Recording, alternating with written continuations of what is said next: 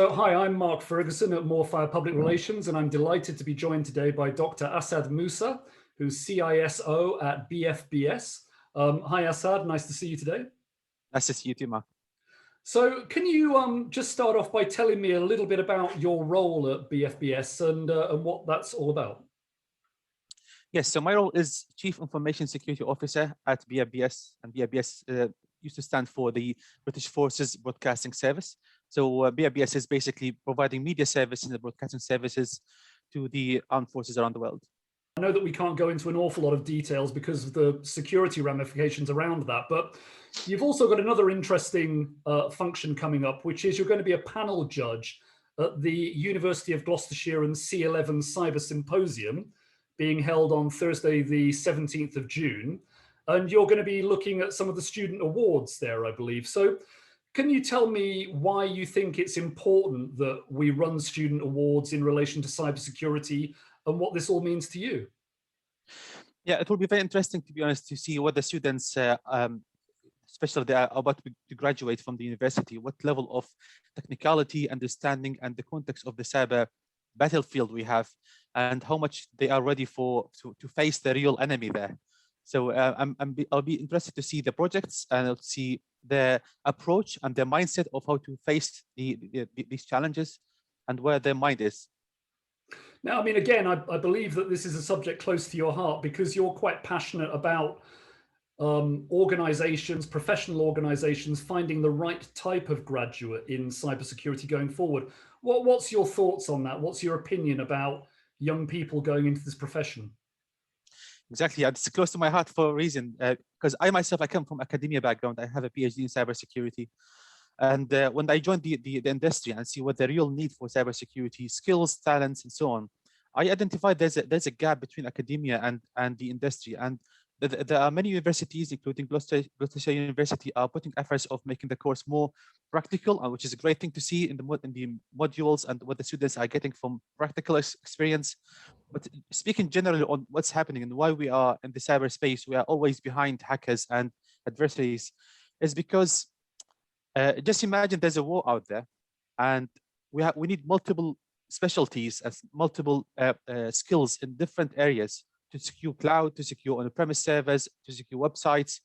And the graduates, when they finish, they have the basics. So it's good to have a degree, and it's important to have a degree in cyber, in computer science, in IT, which is great to understand the foundations.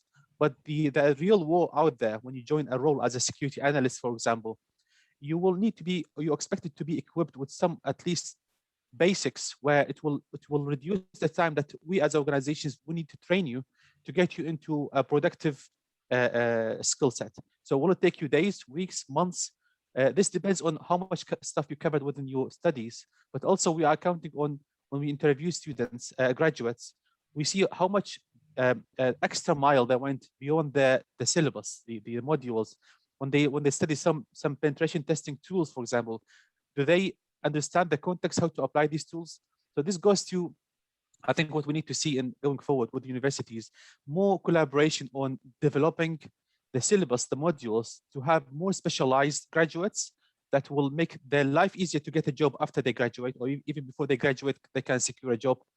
And also in the battlefield of cyber warfare, we are looking for certain skills and certain specialties. Just to give you an example, security or cybersecurity is defined as confidentiality, integrity, and availability.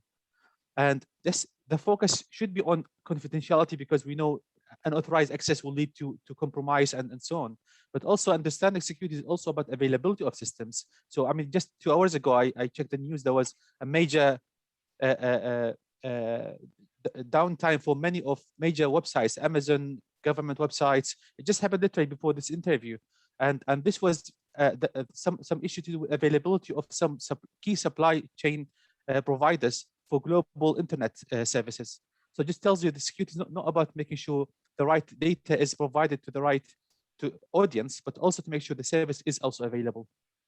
So you're looking for graduates who are academically sound, but are also demonstrating that they want to go much further than that. They're interested into the day-to-day and the practical hands-on approach that they might get experience in when it comes to cybersecurity, yes?